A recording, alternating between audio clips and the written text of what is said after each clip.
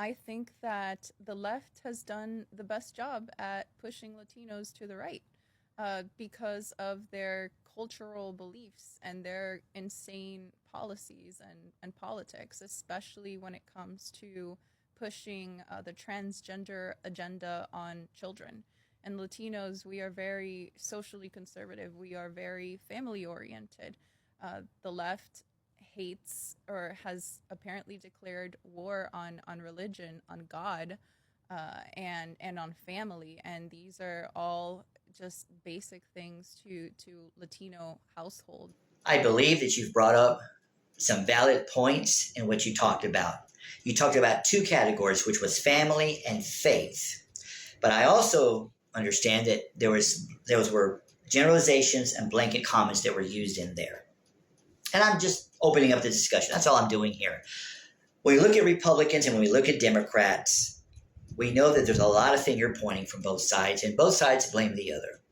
And both sides say, hey, if you would just work with us, we would be able to pass some great legislation that would help us out. And that's true. I think that we should take two great ideas from the Republicans, two great ideas from the Democrats, put them together, and we should have some solid legislation that should not take long to pass within 30 days. Now, there are 68 million, at least, Latinos here in the United States. 68 million of us, that's huge. But that also means that it's quite challenging to try to meet all of our needs because we might be big on family and faith-based, but that doesn't mean that all of our families have the exact same value system. That's when we start to get into the small areas of, wait a minute, my needs aren't being met by the government or the Democratic Party, Democratic leadership, whatever fits. I agree because by what was commented, the Democratic leadership had failed. And I agree with that. The Democratic leadership has failed to understand the needs of the Latinos, 68 million, and then understand that those needs are connected in family and in faith.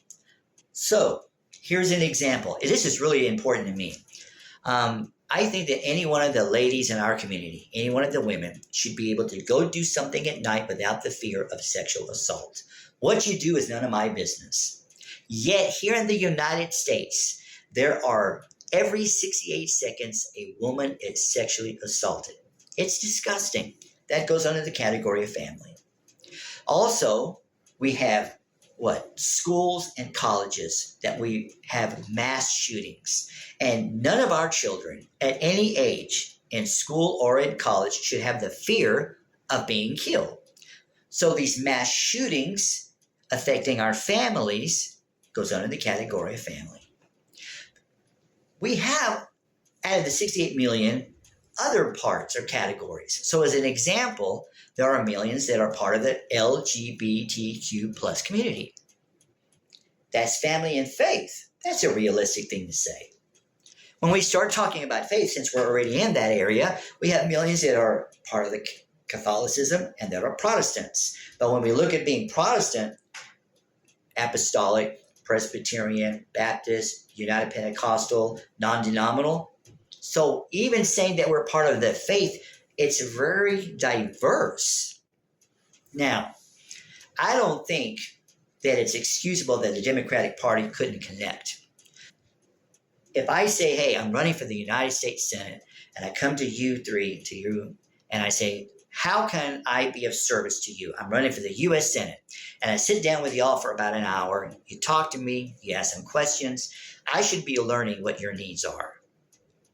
I go 5 miles down the road and I express I'm running for the U.S. Senate. I want to know how I can be of service to you. They'll tell me things that are similar in family and in faith like you, but we will never 100% have the exact same values. And that's something that I just want to encourage all of us. So let's just say 68 million to think about and consider and understand, because we will never have the exact same values in family and in faith, but we can respect.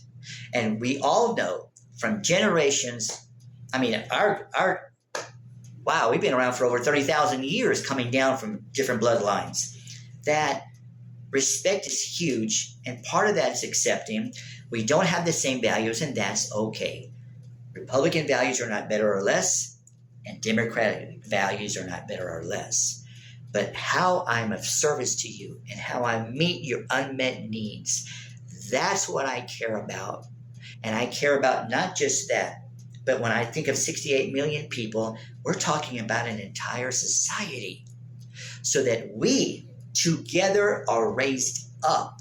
We don't have to believe the exact same things to raise family and faith together.